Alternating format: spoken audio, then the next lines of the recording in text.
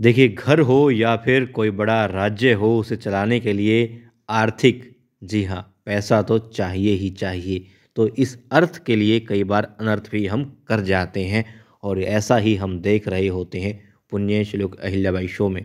इसे अनर्थ मैं इसलिए कह रहा हूँ क्योंकि मल्हार राव सूबेदार जी, जो कि जिस इंसान के लिए काम कर रहे थे, जिस इंसान को वो सर झुका के प्रणाम करते हैं, इतने बहादुर हैं, वीर हैं, मगर परिस्थितियाँ ऐसी बनती हैं कि उन्हें किसी से मदद की अपेक्षा हो जाती है। अब मदद माँगने जाते हैं किससे? उन्हीं से जिनके लिए वो काम कर रहे होते हैं। पेशवा जी के पास में जाते हैं। क्यों? क्योंकि खंडेराव होलकर को मदद चाहिए, उनके बेटे को चाहिए मदद। इसलिए वो जाना भी चाहते हैं खुद भी लड़ने के लिए खंडेराव और देवीले के साथ में, लेकिन साथ चाहते हैं कि थोड़ी सेना भी मिल जाए पेशवा जी से।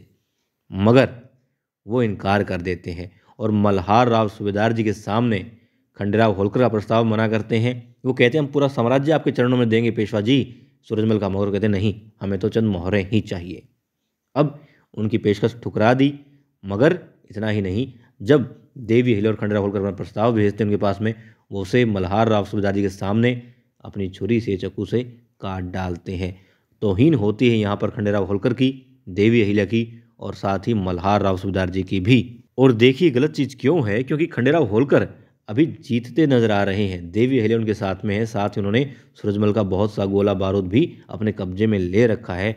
सूरजमल यहाँ पर कमज़ोर साबित हो चुका है, 2 बार हारा है, मलयुद्ध में वो हार चुका है और दूसरा वो वहाँ हारा जब उसने प्रस्ताव भेजा, 2 बार हार गया, गोला बारूद भी छीना जा चुका है, मतलब शक्ति उसकी आधी से कम हो चुकी है। शारीरिक बल का गुमान था, वो भी खंडेराव होलकर ने निकाल दिया। फिर भी पेशवा जी उसकी शर्तों को मानने के लिए तैयार हो जाते हैं, उसके सामने अपने बहादुर सिपाही को घुटने टेकने के लिए कह देते हैं, जो कि बहुत ही गलत बात है। यहाँ पर न सिर्फ देवी अहिल्या का, खंडेराव होलकर का, बल्कि मल्हार राव सूबेदार जी का भी अपमान मैं समझता हूँ। और यहाँ पर इसी अपमान का बदला लेने के लिए खंडेराव होलकर फिर से जाएंगे, लड़ेंगे और खैर वो बात अलग है कि बलिदान हो जाएंगे मातृभूमि के लिए, अपने बाबा साहेब के वचनों को पूरा करने के लिए। लेकिन खंडेराव होलकर के मृत्यु के पीछे एक कारण ये भी था कि खंडेराव होलकर के बाबा के जो अच्छे साथी हुआ करते थे, उन्होंने ऐन वक्त पर अपने हाथ पीछे खींच लिए, सेना को वापस कर लिया था और खंडेराव होलकर टूटे नहीं थे, मगर धोखे से मारे गए थे।